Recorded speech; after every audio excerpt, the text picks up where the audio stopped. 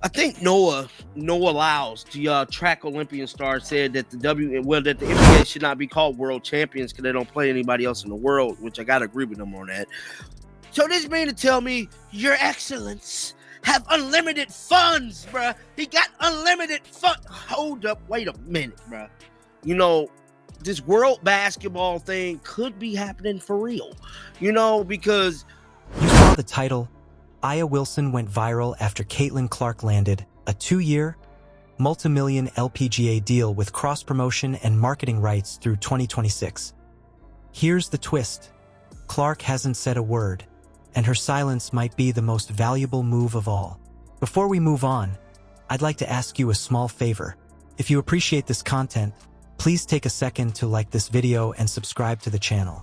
Over 98% of you watch the videos without subscribing. Costs you nothing, but it makes a huge difference to us. So, did you click the subscribe button? Great, thank you so much. Now back to the video. Today we break down what's actually in that contract, why Nike and Titleist wanted Clark as a crossover star, and whether Wilson's tweet was justified frustration or a brand misstep. Stay, because the last 30 seconds reveal how the WNBA can turn this feud into a win for the entire league. Here's what actually sat on that paperwork. Clark didn't sign to play golf. She licensed her name and time to the LPGA for 2 full seasons, through 2026.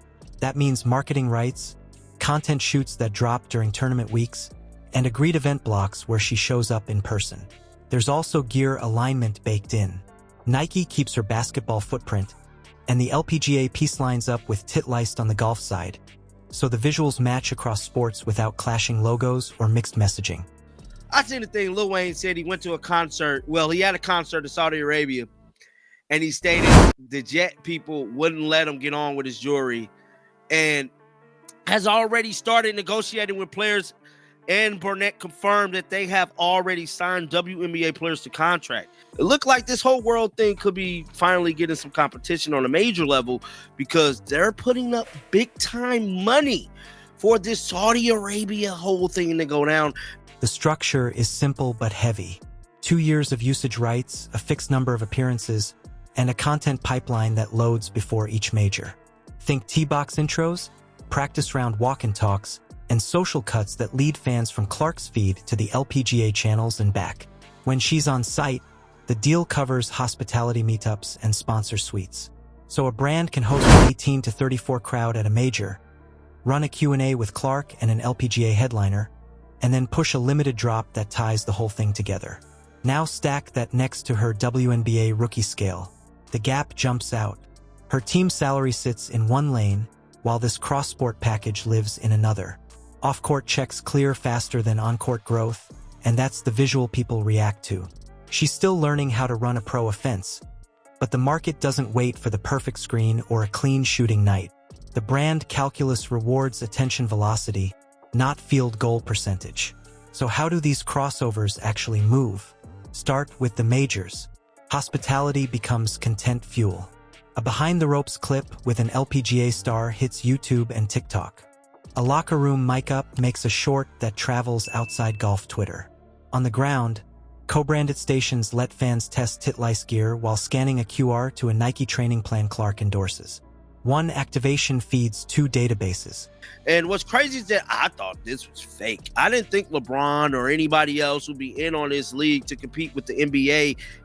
Y'all give me $400K. That's all I need. And I'm going to make sure the viewers at home stay entertained. Telling you right now, bro, this will be the biggest basketball league to hit the grace earth, guys. I ain't lying. WNBA sources tell The Athletic that the new equity, I think you call him His Excellence. His Excellence, come get your boy John the Liquidator. Put me at the game, dog. I'ma make it lit. I ain't lying. $50 million. That's the loop. The data tailwind is real. Women's golf has been climbing, and the spotlight on Nelly Korda pulled more casual viewers to big Sundays. The WNBA is up too, pulling in new eyes and younger demos. Brands love that overlap. If a fan watches a quarterfinal and also streams a Fever game that week, that's an ideal target. It means cheaper conversions on merch, subscriptions, and tickets because the audience already engages in women's sports across platforms. Nike's playbook shows up all over this. When they see a breakout, they protect the edges. They plant the athlete in adjacent arenas to compound reach. That way, if a season slows or a team struggles, the attention graph stays high in another lane. They've run cross-sport halos before, using shared content drops, limited capsule releases. And y'all think Caitlin Clark ain't finna do this? You think Caitlin Clark ain't finna go get her $50 million? Caitlin Clark hella doing this. I mean, and it's backed by LeBron too. LeBron got some ownership in this league. Yes, this league will be competing with the NBA. Definitely will be competing with the WNBA. And it looked like Lil Wayne said, who, me? Yeah, you, fool, because I want one too. I'm telling you right now, dog. This thing is going to be big.